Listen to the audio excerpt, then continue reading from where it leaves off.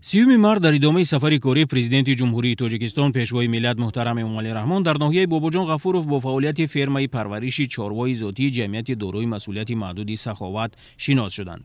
Фермаи парвариши чорвои зотӣ аз ҷониби соҳибкор Ҳалимбой Каримов таъсис дода шуда, мақсад аз он нигоҳубини навъҳои хушкзоту сермаҳсули чорвои калони шохдор мебошад.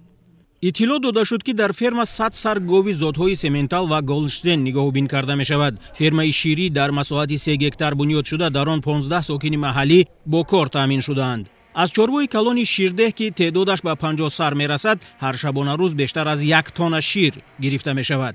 дар як вақт мо дар ин ферма 50 сар гов ҷӯшида истодаем ки ҳисоби миёна 22 литри дар як шабонарӯз шир гирифта истодаем.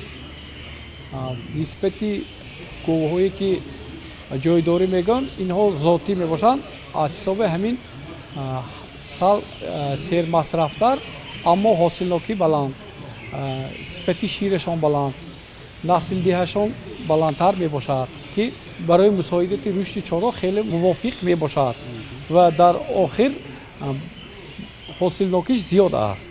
нисбат ба молҳои ҷойдорӣ, молҳое ки хушкзот мебошанд, нигоҳубинишон мушкил бошад ҳам, лекин ҳосилнокиашон бисёр аст.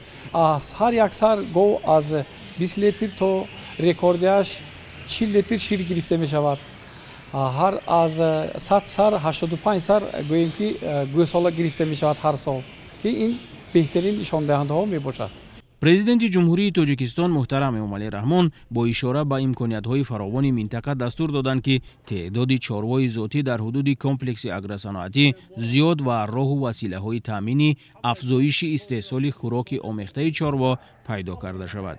нигоҳубини чорво дар ин ферма ки дар муддати кӯтоҳ ташкил гардидааст, тариқи замонавӣ ба роҳ монда шуда, технологияи муосир аз давлатҳои хориҷӣ харидорӣ ва насбу васл шудааст.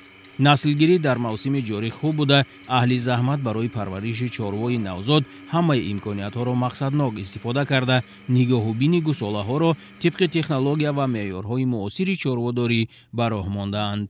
фермаи мазкур дар асоси барномаҳои давлатӣ ва дастуру супоришҳои роҳбарияти олии кишвар бо мақсади саҳмгузорӣ дар амалисозии стратегияи давлатии таъмини амнияти озуқаворӣ, хушкзоткунии чорво ва воридоту ба иқлими минтақа мувофиқ сохтани зотҳои сермаҳсул таъсис дода шудааст.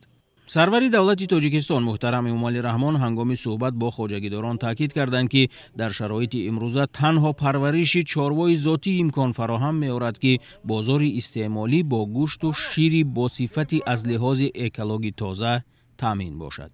таъкид гардид ки тибқи супориши ҳукумати ҷумҳурии Тоҷикистон рушди бахши чорводорӣ, омӯзиши таҷрибаи муосир дар ин самт, баландбардоштани нишондиҳандаҳои истеҳсолӣ, аз ҷумла беҳтарсозии зоти чорво ва афзоиш додани маҳсулнокӣ, беҳсозии фаъолияти нуқтаҳои бордоркунии сунъӣ, пешгирии коҳишёбии саршумори чорвои зотӣ ва дигар масъалаҳои вобаста ба таъмини пешрафти ин бахши соҳаи кишоварзӣ бояд васеъ ба роҳ монда шавад.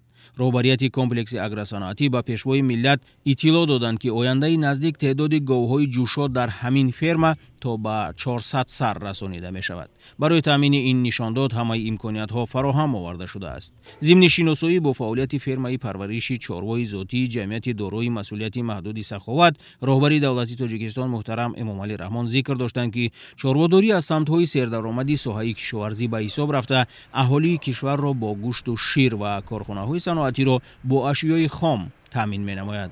аз ин хотир ҳукумати кишвар ба рушди он таваҷҷӯҳи зарурӣ зоҳир намуда, барои зиёд кардани саршумори чорво аз тамоми имкониятҳои мавҷуда самаранок истифода бурданро тақозо менамояд.